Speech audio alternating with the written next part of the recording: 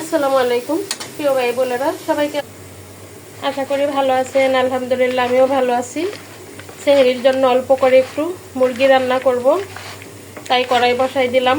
এখানে মুরগিতে সব মশলা মাখাইয়া দিলাম। এখন শুধু কড়াইতে ঢেলে দিব।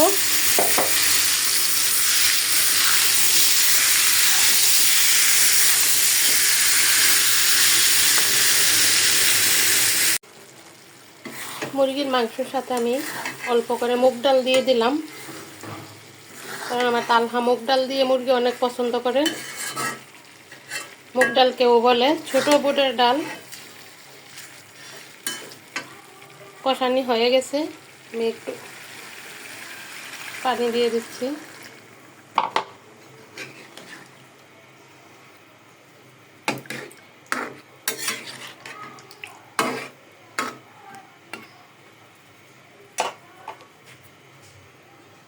আমার মুরগি রান্না কিন্তু হয়ে গেছে। এবার আমি তালহারে তাড়াতাড়ি দিয়ে দিই।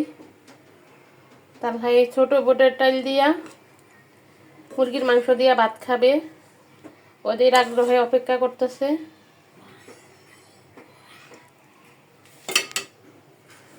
ওদের দেখেন মুরগির মাংস দিয়ে ভাত। নাও